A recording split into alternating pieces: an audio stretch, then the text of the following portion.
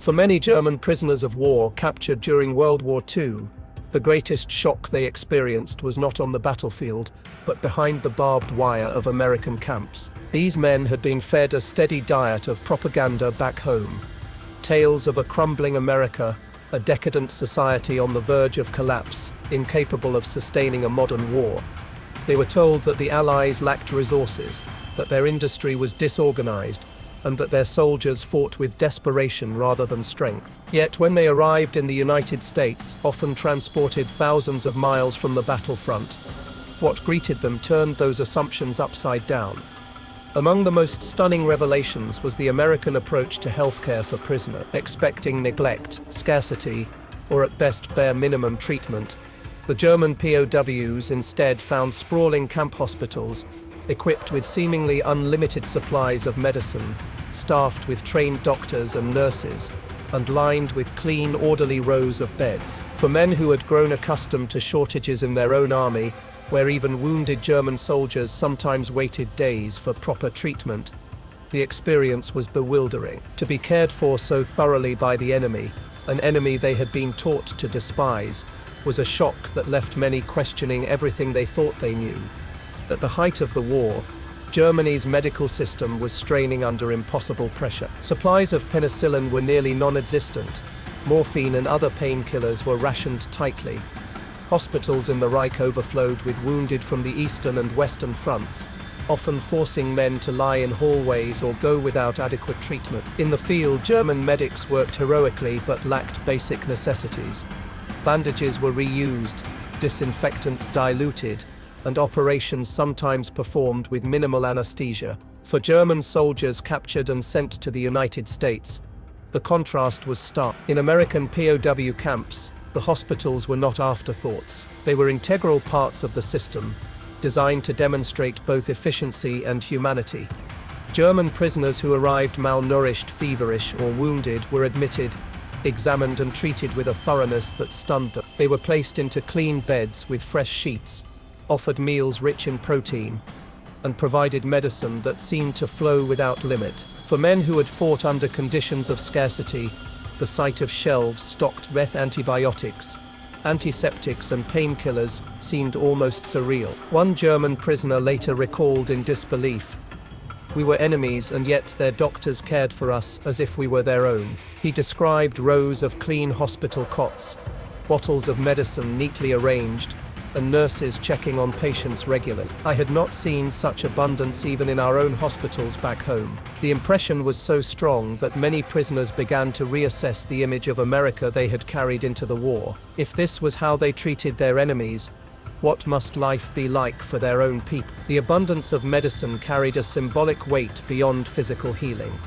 To German POWs, it represented the industrial might of the United States. Every vial of penicillin, every dose of morphine, every jar of antiseptic was proof of a production system that dwarfed anything they had known. They understood that if America could provide such care for captured enemy soldiers, then surely its own troops at the front were cared for with equal or greater resource. It meant that American soldiers fought not only with weapons, but with the assurance that if they were wounded, they would survive.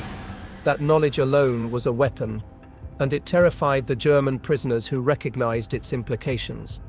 The rows of beds themselves were equally shocking. German hospitals during the later years of the war were overcrowded, often forcing wounded men to share bunks or lie on the floor. In America, by contrast, the POW hospitals seemed limitless. Camp commanders ensured that every prisoner received a bed, and these were not crude cots but sturdy frames with mattresses, sheets, and blankets. The image stayed with many German prisoners for the rest of their lives. Enemies lying in comfort, treated with dignity, in facilities cleaner and more organized than what many had experienced in their own homes. The psychological impact of this care was profound. It eroded the hatred that propaganda had tried to instill. Men who had expected brutality instead encountered decency. Some resisted the change, clinging to their indoctrination, but others began to question not only the war but the very ideology that had launched it. The simple act of being healed by an enemy doctor undermined years of indoctrination about America's supposed weakness and corruption. It planted doubts that no lecture or pamphlet could erase. For the Americans, the motivation was partly practical and partly moral. Healthy prisoners were easier to manage, and international law demanded a certain level of care, but there was also a sense of demonstration. By treating German POWs with humanity, America sent a message. This was a nation so rich in resources, so confident in its strength, that it could afford to show mercy. The hospitals were more than medical facilities. They were showcases of abundance. The German POWs, stunned by this reality, carried stories of these hospitals back with them after the war. For some, it became the first crack in the wall of Nazi propaganda. For others, it was the moment they realized the war had been lost not only on the battlefield but in the factories, hospitals and supply chains that sustained the Allied war machine. In those long, clean rows of beds, they saw more than comfort. They saw inevitability. For the German POWs, the first days inside American hospitals felt almost unreal. Many entered with wounds left untreated for days, infections spreading, or malnutrition that had hollowed their frames. They braced themselves for indifference or cruelty. After all, they were the enemy. Instead, what they encountered was a system so efficient, so abundant and so compassionate, that it disarmed them more thoroughly than any guard tower or barbed wire ever could. One prisoner later wrote that his most vivid memory was the smell, not of sickness, sweat and blood, as he had known in German field hospitals, but of antiseptic and soap. It was the smell of cleanliness, of order, of a place where disease did not spread unchecked. The sheets were laundered daily, floors gleamed, the air itself seemed purer. To men who had spent months in muddy trenches, this environment was as shocking as it was comforting.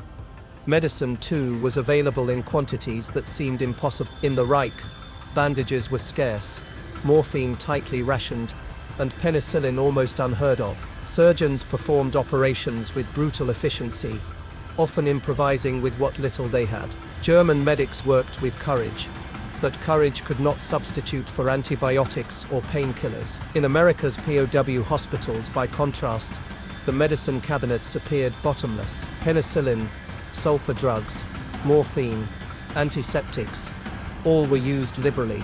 The prisoners could scarcely believe that such treatments were available even to them, the enemy. The nurses and doctors further deepened their astonishment. German propaganda had painted Americans as crude, undisciplined, and racially divided to the point of dysfunction. Yet here, doctors treated prisoners with professionalism, and nurses tended wounds with a gentleness that unsettled hardened soldiers. Some German POWs admitted later that it was the first time they had been cared for without suspicion or judgment since the war began. They had expected hostility, but what they found was impartial medical care, a standard that seemed almost luxurious compared to what their own soldiers endured. The sheer number of beds carried its own mess. Hospitals in Germany overflowed, forcing men to recover on floors or in makeshift facilities. At times, families opened their homes to care for wounded soldiers because hospitals had no space. In American POW camps, however, every man had a bed, not a straw pallet or rough cot, but a proper bed with sheets, a mattress, and a blanket. Rows of them stretched across the wards, each neatly made, each waiting. German POWs could hardly believe that their captors were willing to dedicate such resources to men who had fought against them. For many, the experience produced a strange mix of relief and humiliation. Relief because their pain eased, their wounds healed, and their strength returned. Humiliation because the enemy provided them with care their own nation had been unable to give. "We thought ourselves superior," one officer later confessed. Yet it was the Americans who showed us what true strength was. Strength is not only in weapons but in medicine, in beds, in the will to care even for prisoners. The abundance also carried a darker realization. If America could provide so much for its enemies, what must it provide for its own? German soldiers began to imagine the hospitals behind American lines, the vast warehouses of medical supplies, the endless stream of trucks and ships feeding the front. They realized that American soldiers fought not only with rifles and tanks, but with the certainty that if they fell, they would be treated swiftly and effectively. That certainty was a weapon in itself, boosting morale, sustaining endurance, and ensuring that American units could fight longer and harder than their German counterparts. The contrast to conditions in the Reich grew sharper with every passing day. German hospitals strained under constant bombing, supplies ran out, and wounded men lingered in agony. Civilians often had to choose between their own sick children and the demands of the army. Disease spread through overcrowded wards, and doctors were forced to prioritize those most likely to return to battle. To POWs lying in clean American beds, this disparity was devastating. It was not just their bodies that healed in those hospitals. It was their illusions that broke. Some prisoners resisted the implications, clinging to pride and ideology. They muttered that America's wealth made it soft, that such luxury was unsustainable. Yet even they could not deny the evidence before their eyes. Day after day they watched men admitted with wounds and fevers emerge stronger, healthier, ready to walk again. The system worked with ruthless efficiency. It did not matter whether the patient wore the uniform of the Wehrmacht. The medicine flowed, the beds remained, and the doctors continued their work.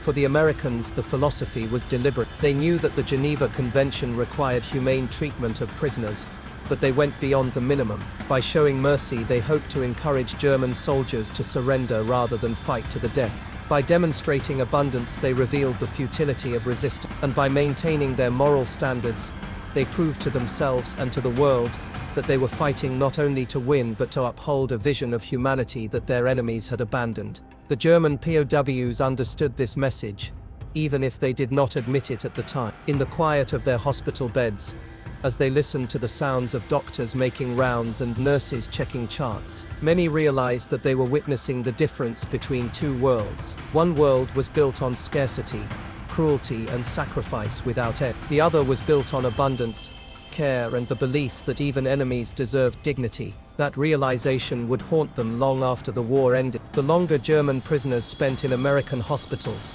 the clearer it became that they were living through an experience utterly alien to everything they had been taught. These men had come from a Europe defined by scarcity, by rationing, by the constant presence of war. In the Reich by 1943 and 1944, shortages were not limited to soldiers at the front, but stretched into every home. Civilians went without butter, meat, and medicine. Hospitals were overwhelmed, doctors under constant strain, and even basic items like soap and disinfectants were treasured luxury. For German soldiers, to be wounded often meant weeks of misery and the possibility of death, not from the wound itself but from infection. Yet here in the United States, they found a world where those shortages seemed non-existent. The hospital beds were plentiful, the linens clean, the supplies abundant. Shelves stacked high with bottles and boxes astonished men who had grown used to emptiness. The routine distribution of penicillin, sulfur drugs, and morphine struck them as miraculous. For many, it was the first time they had ever seen penicillin administered, the wonder drug that was already saving countless Allied lives, but remained almost unavailable in Germany. One German corporal wounded during the fighting in North Africa, and later transported to an American camp, recalled how his infected leg was treated. In Germany, he said, the infection might have led to amputation. In the United States, doctors applied penicillin, cleaned the wound thoroughly, and within weeks he was walking again. I could not believe it, he admitted later. I had been ready to lose my leg. Instead, the enemy gave it back to me. His story was repeated countless times, each one a reminder of the chasm between the two nations' resources. The psychological shock deepened as prisoners began to compare notes. Men from different parts of Germany shared stories of shortages, overcrowded wards, and crude surgeries performed under minimal anesthesia. Together they contrasted those memories with the American reality: quiet wards, doctors with time to explain treatments, nurses who changed bandages daily, and medicines administered with no sign of rationing. The sense of disbelief grew until it hardened into recognition. This was not an isolated act of mercy, it was a system. The system itself impressed them as much as the abundance. American hospitals for POWs ran with military precision. Admission records were kept meticulously. Patients were moved efficiently through diagnosis, treatment, and recovery. Meals were regular and nutritious. Clean water was always available. In Germany, where bombings frequently disrupted infrastructure, such stability had vanished long ago. In America, it seemed endless. The POWs realized that they were not merely patients. They were witnesses to the workings of a vast, unbreakable machine. The contrast extended beyond medicine and supplies. The Americans also demonstrated a philosophy of care that was alien to many German. Doctors treated patients not as expendable resources, but as human beings deserving of dignity. Nurses spoke gently even to men who only months earlier had been shooting at their brothers and husbands. Some German POWs confessed to feeling confused, even guilty under such care. They had expected cruelty, and when cruelty did not come, they were forced to question the values they had carried into the war. This questioning often began quiet. A man recovering from surgery might lie awake at night staring at the ceiling, wondering why his enemies had saved him when his own country might not have been able to. Another might compare the abundance of American food, eggs, bread, fresh fruit, with the meager rations his family back home was enduring. Slowly, the propaganda of the Reich unraveled. The enemy was not starving. The enemy was not weak. The enemy was not decadent. The enemy was stronger than they had ever imagined, not only in weapons but in compassion. For some prisoners, the hospital experience became their first glimpse of democracy in practice. They noticed the diversity of the staff: immigrants, women, men of different backgrounds, all working together with efficiency. German ideology had told them that such diversity was weakness, yet here it functioned seamless. It was another quiet lesson, delivered not through lectures but through lived experience, that the Reich had deceived them. The abundance of medicine and beds also symbolized something larger: America's ability to project power far beyond its border. German POWs began to understand that the hospitals they experienced were only one part of a vast network. If such resources could be allocated even to prisoners, what must be available for American soldiers on the battlefield? What must be stockpiled in the factories and warehouses of a nation untouched by war on its soil? The realization was crushing. They had been fighting an enemy that not only matched them in courage, but surpassed them in resources to such a degree that the outcome had been predetermined. For the Americans, maintaining such standards was not only about law or morality, but also about psychology. They knew that German prisoners would eventually return home, carrying with them stories of how they had been treated. Those stories would serve as living propaganda, undermining the Reich's narrative and planting seeds of doubt. Treating POWs well was thus both a moral stance and a strategic weapon. Every healed wound, every full stomach, every clean bed was a blow against Nazi ideology. And indeed, the strategy worked. Years later, many former POWs recalled their time in American hospitals as transformative. Some described it as the first time they questioned the righteousness of their cause. Others said it opened their eyes to the possibility of a different kind of society, one not built on fear and deprivation but on abundance and care. The impression left by those hospitals extended far beyond the war, shaping the attitudes of men who would later help rebuild Germany. In the end, the rows of clean beds and shelves of medicine became symbols not only of America's strength, but of its vision of the future. For the German POWs, they were reminders of what their nation had promised, but could not deliver. For America, they were proof that victory was not just about destruction, but about endurance, compassion, and the ability to care, even for those who had once been enemies. The shock of abundance was not confined to medicine alone. German POWs quickly noticed that the very design of American hospitals reflected a philosophy utterly different from what they had known. The wards were airy, with windows that let in sunlight. Beds were arranged in neat rows with space between them, not crammed tightly into dim corners as in many European facilities. Sanitation was prioritized, with running water, soap and disinfectants readily available. To men who had endured field hospitals set up in barns, basements, or bombed-out schools, these American facilities seemed like palaces. The orderliness struck them as much as the cleanliness. German hospitals during the war, even in the homeland, were often overwhelmed by chaos. Air raids disrupted power, water supplies ran dry, and doctors struggled to treat a flood of casualties with dwindling resources. In contrast, American camp hospitals functioned like clockwork. Morning rounds were conducted without rush, records were kept meticulously, and medicine was distributed on schedule. For many German POWs, the efficiency was as startling as the abundance. The food further deepened their astonishment. Hospital patients were given regular meals, carefully planned to restore strength. Eggs, milk, meat, bread, vegetables and even fruit appeared regularly on trays. To German prisoners who had grown used to watery soup, black bread, and occasional scraps of meat, this was a revelation. Malnourished men put on weight, their color returned, and their strength grew. They could scarcely comprehend how a nation at war could feed its enemies so generously when their own homeland struggled to feed its children. Some prisoners began to reflect openly on the irony. They had fought to destroy America, yet it was America that saved them. They had been told that the Allies were decadent and crumbling, yet here they were treated with a dignity they rarely experienced at home. The hospitals, in their abundance and efficiency, became a mirror held up to the Reich, exposing its failures. For many POWs, lying in clean beds with full stomachs, it was impossible not to feel the contrast. The psychological impact of this experience was profound. It was not merely about healing wounds, it was about dismantling illusions. A soldier who had believed in German superiority now saw that superiority crumble before his eyes. He realized that his enemy not only had more weapons but also more compassion. The Reich had preached that Americans were materialistic, soulless, and divided, yet the care given in those hospitals told a different story, one of organization, abundance, and humanity.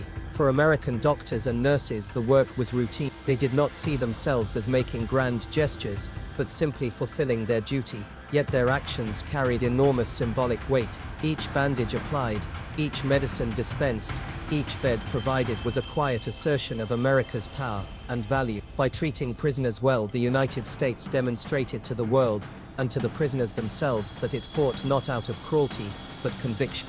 The German POWs often spoke later of their disbelief that America could afford such generosity. Some concluded that it was not generosity but sheer strength. They had so much, one prisoner said, that they could give even to us and never feel the loss. This recognition was more devastating than cruelty would have been. Cruelty might have hardened their resolve. Abundance humbled them. It showed them that the war had already been lost, not only on the battlefield but in the factories, the farms, and the hospitals of America. In conversations among themselves, POWs debated what this abundance meant. Some argued that it was propaganda, designed to make them doubt their homeland. Others insisted it was real, pointing to their healed wounds, their restored strength, and the visible stockpiles of supplies. The reality could not be denied. America was not starving.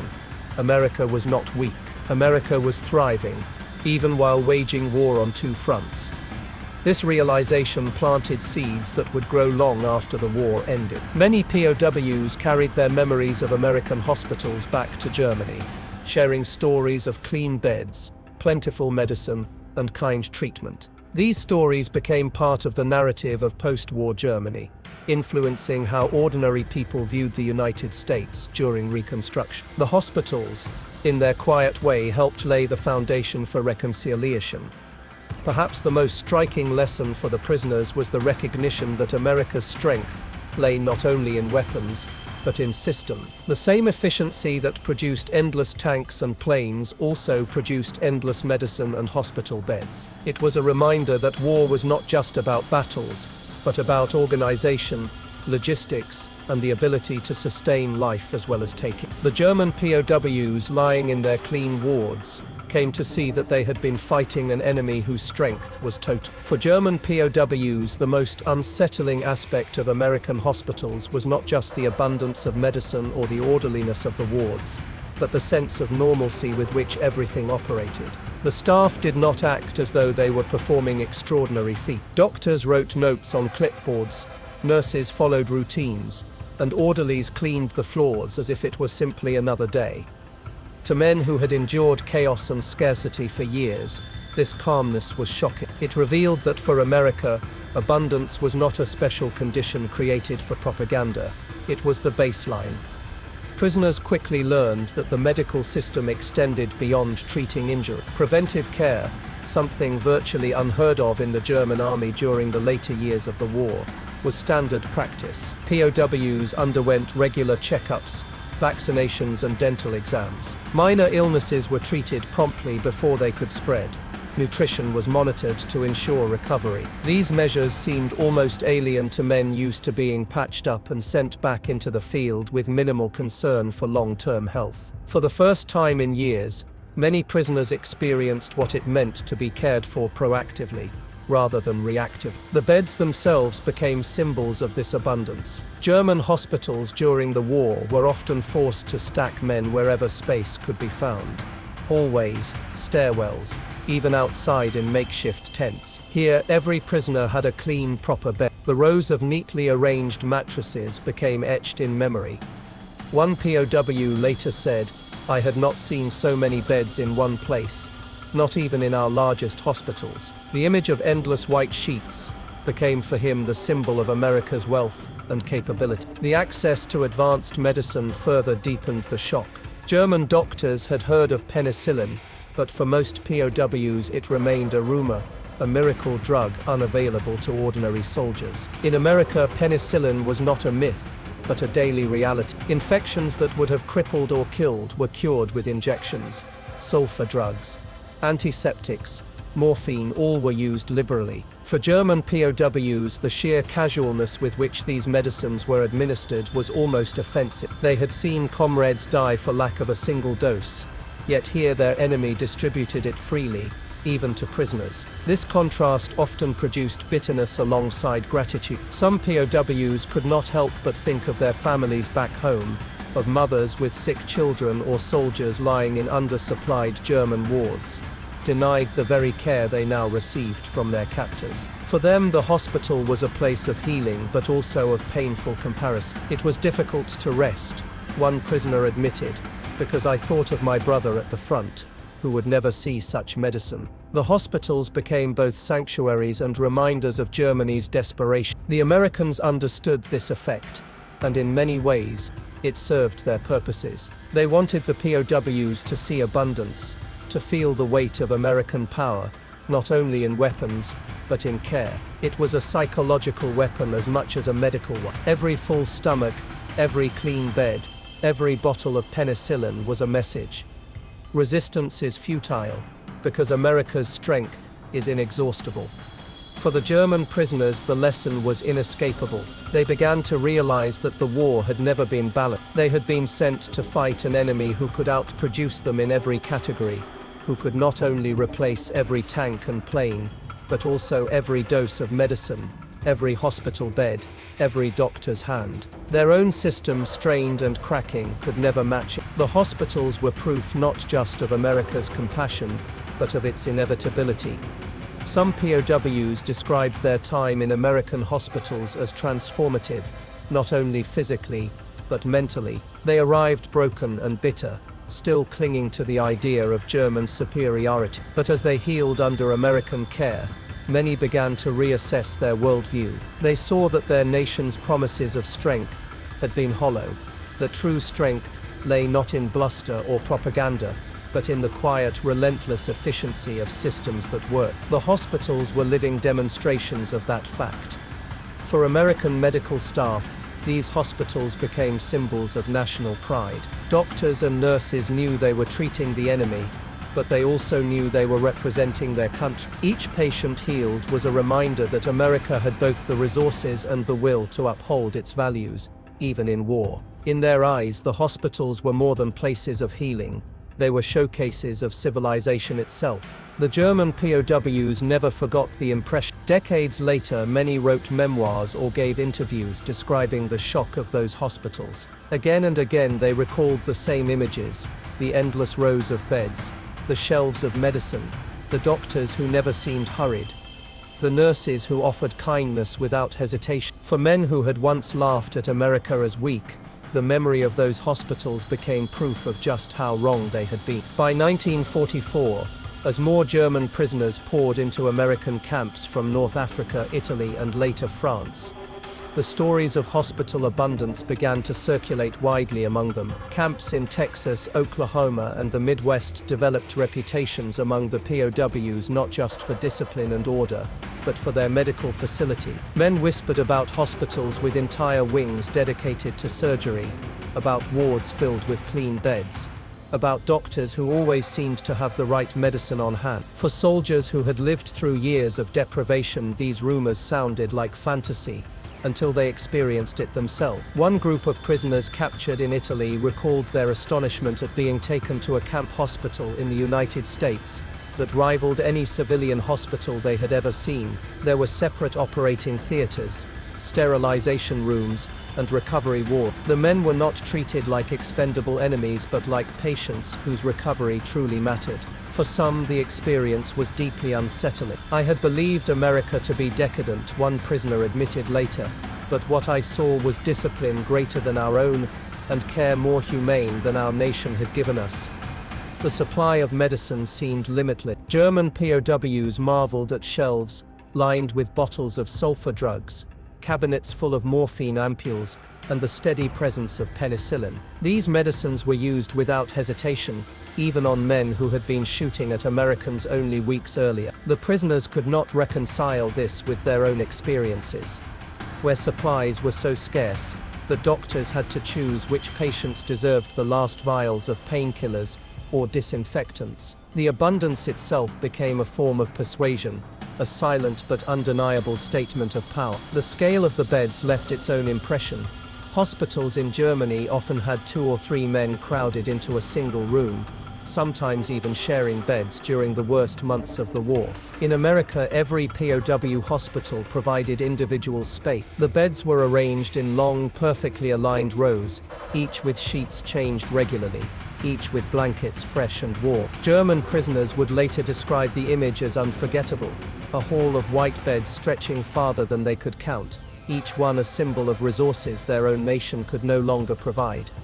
The atmosphere within these hospitals shocked them as well. American doctors and nurses did not exude triumph or hostility. They went about their work with professionalism, treating German POWs as if they were simply patients in need of care. Some prisoners later confessed that this quiet dignity was more unsettling than cruelty would have been. Cruelty, after all, they had expected. Compassion they could not explain. The experience also forced many prisoners to confront contradictions in their beliefs. Nazi propaganda had painted Americans as weak, racially divided, and incapable of discipline. Yet here was evidence of the opposite, an orderly system, staffed by people of diverse backgrounds, functioning with efficiency and precision. German officers who had expected to see disarray were humbled by the discipline of American medical staff. What they had dismissed as softness was revealed to be strength. The effect was not only individual but collective. Within the POW camps, conversations shifted. Men who once boasted of Germany's superiority now spoke quietly of what they had seen. Some admitted that the hospitals had shaken their faith in eventual victory. Others speculated on what such abundance must mean for the American military effort as a whole. If prisoners were given this level of care, they reasoned, then American soldiers must receive even more. That realization was devastating. It meant that they had been fighting an enemy whose strength was not only vast, but inexhaustible.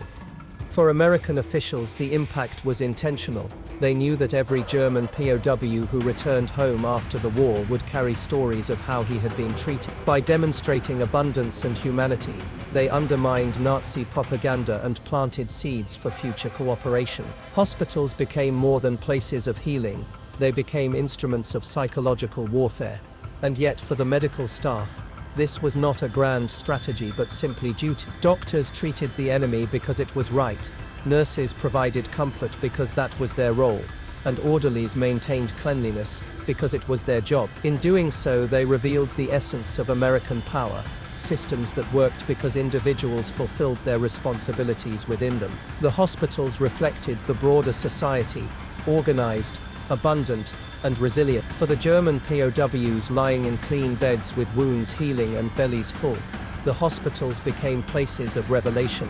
They realized that the Reich had lied to them, that their sacrifices had been made in the name of a cause that could never triumph. They had fought bravely, but bravery could not conjure medicine where none existed. They had endured hardship, but hardship could not replace the endless rows of beds and the bottomless cabinets of medicine in America. The hospitals showed them that victory did not belong to the nation that fought the hardest, but to the nation that could sustain the fight the longest. By the winter of 1944-45, as the war dragged on and defeat loomed ever closer for Germany, the contrast between life in the Reich and life in American captivity grew impossible for German POWs to ignore. Reports from home spoke of bombed-out cities, hospitals reduced to rubble, and wounded soldiers lying untreated in overcrowded wards. Families struggled to secure even basic medical care. At the same time, POWs in the United States were living in hospitals where medicine was abundant, beds were plentiful, and doctors had the time and resources to provide attentive care. The irony was devastating.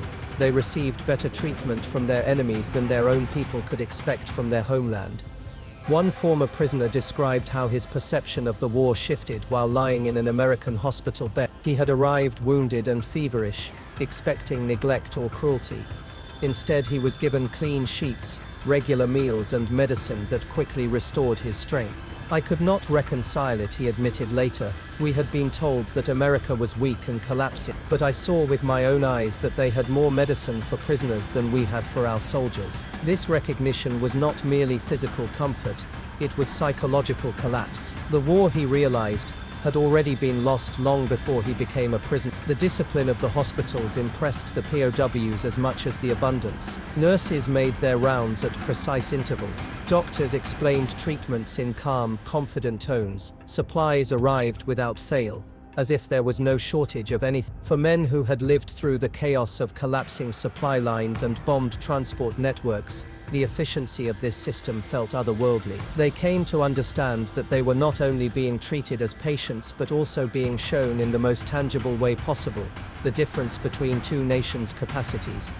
Even the smallest details carried weight. The simple act of being given fresh bandages every day shocked many German POWs. In the Reich, bandages were washed and reused until they disintegrated. In American hospitals, rolls of clean gauze seemed limitless. Needles were sterilized properly, antiseptics used generously, and painkillers administered with little hesitation. What seemed ordinary to Americans was astonishing to their prisoners. It was not just medical care. It was a daily reminder of how thoroughly they had underestimated their enemy. The cultural impact of this care could not be overstated. German ideology had glorified toughness, teaching soldiers to endure pain and deprivation as badges of honor. Yet here they found themselves in a system that valued comfort and healing, and it worked. Men recovered faster, morale improved, and lives were saved. The German POWs began to realize that what they had once dismissed as softness was actually strength. The strength of a nation wealthy enough and organized enough to treat even its enemies with dignity. Some prisoners confessed that this humane treatment broke them more completely than battlefield defeat ever could. To be shot at in combat was expected. To be cared for in a hospital by one's enemy was disorienting. It forced them to question not only Nazi propaganda but also their own assumptions about human nature. They treated us like men, one POW later reflected.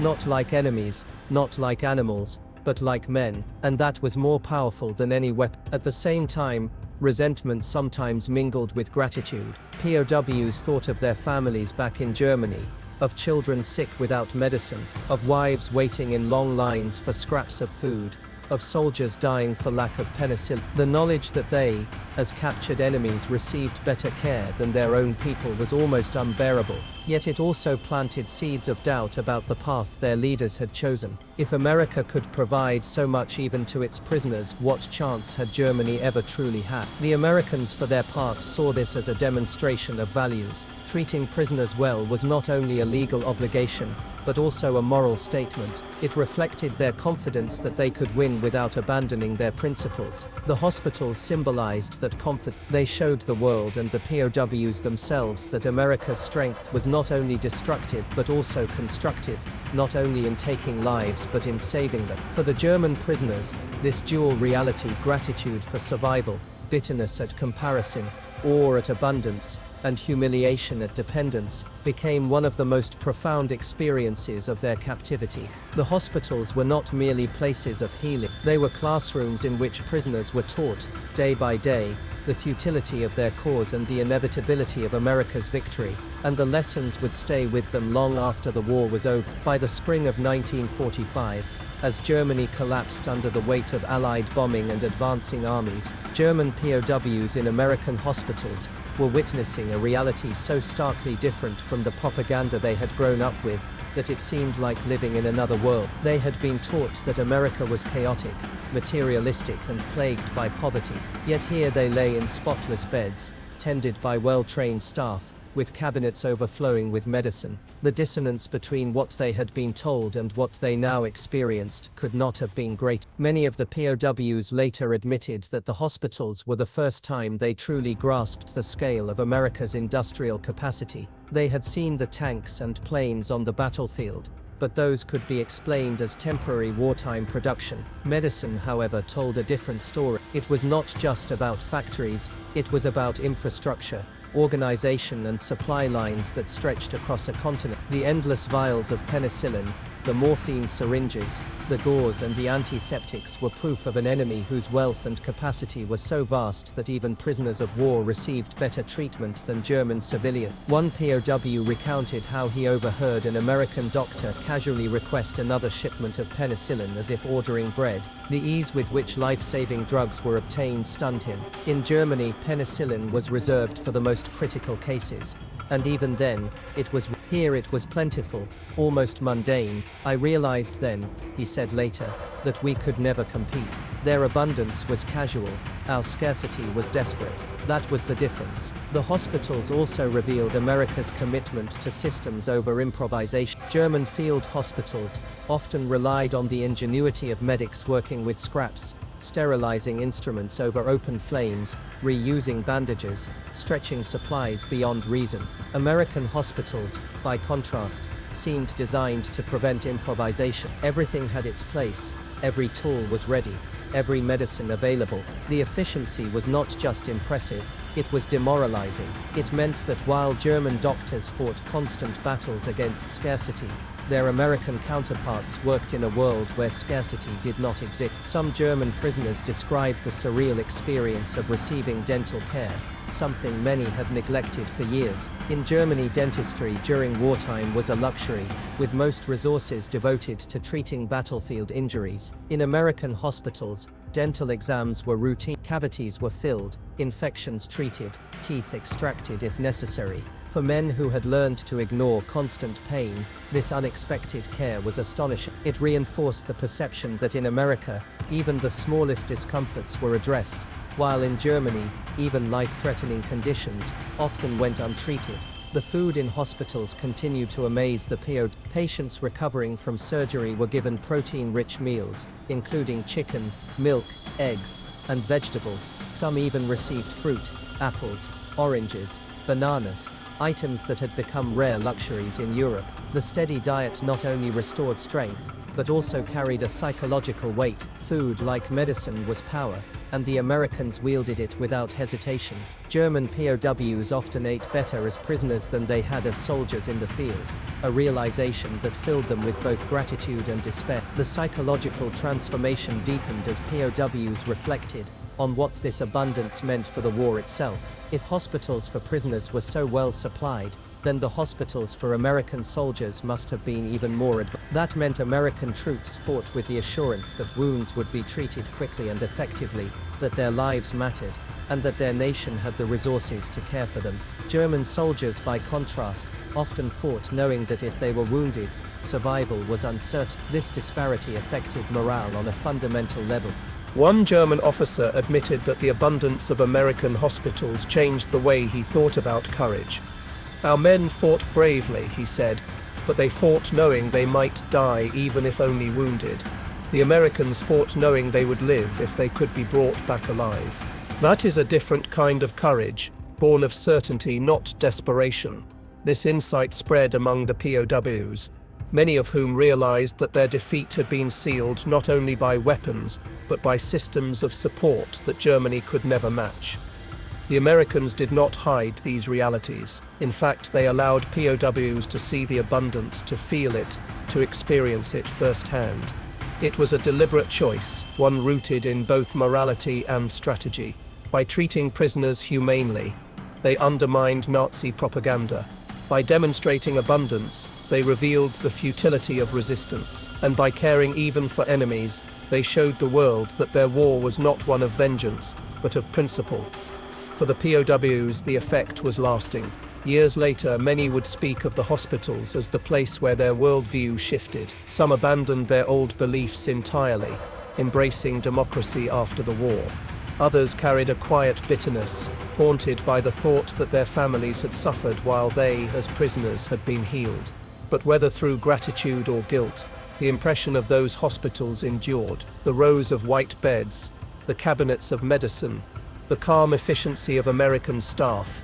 These images became symbols of a war that Germany had never truly been prepared to fight. They revealed that the Reich, for all its boasts of superiority, had sent its men into battle unprepared for the realities of modern industrial warfare.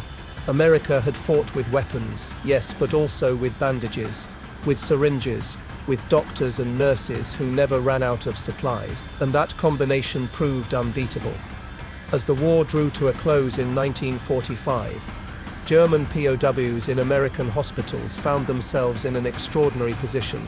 They were witnesses to both the collapse of their homeland and the thriving abundance of the enemy they had been taught to despise. While letters from home spoke of ration cards, bombed hospitals, and endless shortages, the prisoners lay in clean wards where supplies never seemed to end.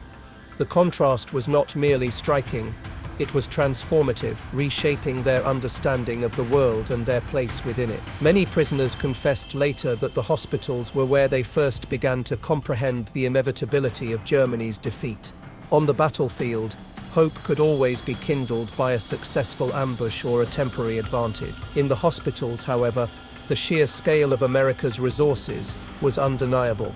The beds, the medicine, the food, the orderliness, all spoke of a nation that could sustain war indefinitely. The Reich had gambled on a short, decisive war. The Americans had built a system designed to endure for as long as necessary. One prisoner recounted how he lay in a ward beside dozens of fellow Germans, each in his own bed, each receiving attentive care. He thought of his brother back home, who had written of hospitals so overcrowded that patients lay in corridors untreated for days. I realized then, he later said, that we had already lost. Our country could not match this. We were finished. It was not a bomb or a bullet that convinced him of defeat, but the quiet sight of order, cleanliness, and abundance in an enemy hospital. The use of penicillin continued to astonish POWs. For many, it was the first time they had ever received the drug. Infections that once would have led to amputations or death were cured swiftly.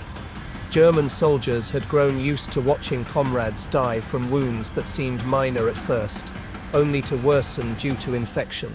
In America, those same wounds healed with remarkable speed. Prisoners often said that penicillin symbolized the war itself. Germany had heard of it, dreamed of it, but could not produce enough. America, meanwhile, had it in quantities so vast that even prisoners received it without question. The psychological toll of this disparity was immense. POWs described feeling both grateful and humiliated. Grateful because they were alive when they might otherwise have died. Humiliated because their enemy cared for them better than their own nation could. Some wrestled with guilt, imagining their families struggling in bombed-out German cities while they, the defeated, received good food, warm beds, and modern medicine. The hospitals became places of survival but also of reckoning, where men confronted the collapse not only of their bodies but of their beliefs. American staff, for their part, treated the hospitals as a matter of routine. Doctors worked long hours, nurses provided comfort, and orderlies maintained the wards with discipline. They did not consider themselves propagandists or moral crusaders, but their work nonetheless carried a powerful message. Every healed wound was proof of American strength. Every clean bed was a silent declaration that abundance, not scarcity, would decide the war. For the prisoners, the message was unavoidable. In some cases, German POWs began to talk openly about what the hospitals meant. They debated among themselves whether Germany had ever truly stood a chance. They speculated about the wealth of supplies available to American frontline troops, if even prisoners enjoyed such care. They wondered what kind of society could produce such abundance and what their own country might look like if it had chosen a different path. These conversations revealed a profound shift. The hospitals were not just healing bodies, they were eroding ideologies. Some POWs even described moments of genuine admiration for their captain. One soldier recalled how an American nurse stayed by his side through a fever, checking his pulse and bringing cool water. She looked at me not as an enemy but as a man, he said. That broke something in me. Such experiences were repeated across camps, leaving prisoners to wrestle with emotions they had never expected to feel toward their adversaries. The abundance also highlighted the futility of Nazi propaganda. Prisoners realized that much of what they had been told was a lie. America was not starving. Its people were not weak. Its soldiers were not poorly equipped. The evidence was all around them, in every injection, every meal, every spotless ward. For many, this realization was more powerful than defeat in battle. The hospitals destroyed illusions in a way no battlefield could. By the time Germany surrendered, many POWs had come to see their time in American hospitals as a turning point. It was there that they understood the true nature of the war they had fought. A war not only of weapons but of systems, not only of courage, but of abundance. The Reich had placed its faith in ideology and sacrifice. America had placed its faith in organization and supply. The hospitals proved beyond doubt which vision of war was stronger. As peace drew closer, the German POWs in American hospitals began to see their situation with a clarity that had been impossible during the chaos of combat. They were safe, well-fed, and healing. But more importantly, they were being confronted daily with the reality of America's strength. What stunned them most was not simply that the United States could provide good care, but that it could do so on such a massive scale, with no sign of exhaustion. For men raised to believe that war was a test of endurance, this realization struck harder than any defeat in the field. The hospitals became classrooms of humility. Every day the prisoners observed systems functioning with unshakable order. A new shipment of supplies arrived, and shelves were restocked without panic. Nurses moved from bed to bed, offering water and medicine with practiced efficiency. Doctors consulted charts, checked wounds, and made calm decisions that gave patients comfort. Everything worked, and it worked without struggle. German POWs used to shortages and improvisation could hardly fathom such reliability. It revealed a society not only wealthy but disciplined, one that could wage war and still maintain standards that seemed luxurious compared to their own homeland. For many prisoners, the memory of their first injection of penicillin or their first night in a clean bed lingered as the moment they understood the war's outcome. One soldier described lying awake, staring at the ceiling above his bed, realizing that Germany had been doomed from the start. His nation had sent its soldiers into battle with rationed morphine and reused bandages, while America gave its prisoners antibiotics and personal space. "We fought an enemy we could never hope to match," he admitted later. They had already won before we began. The food in the hospitals reinforced this truth. Meals were designed for recovery, rich in protein and vitamins. Fresh bread, meat, milk, and vegetables were commonplace. For men who had grown used to watery cabbage soup and meager rations, it was more than nourishment. It was proof of America's agricultural and logistical might. Some POWs said the meals were as shocking as the medicine. Food, after all, was survival, and America seemed to have endless reserve. As the war ended, many prisoners began to discuss openly what they would tell their families back home. Some felt guilty that they had lived in such comfort while their loved ones endured bombings and shortages. Others believed it was their duty to describe what they had seen, to show that the world was larger than the Reich had admitted. They spoke of hospitals with endless beds, of nurses who showed kindness, of doctors who saved lives with drugs Germany could not produce. These stories, they knew, would shape how their families saw the future. The Americans, for their part, were aware of this. They knew the POWs would return home as witnesses. Treating them well was both a moral choice and a strategic one. By caring for their enemies, they planted seeds of respect, even admiration, that would later help in the rebuilding of Europe. The hospitals in this sense became tools of diplomacy, showing not only America's might but its value. Some German officers wrestled with the implications more deeply than others. They had believed in the Reich's vision of toughness, sacrifice, and superiority, but lying in American hospitals they saw a different vision, one of abundance, efficiency, and humanity. The realization was painful but undeniable. The Reich had promised greatness but delivered scarcity. America, which they had mocked, had demonstrated real power through organization and compassion. In many memoirs written years later, former POWs described the hospitals as the most powerful memory of their captivity.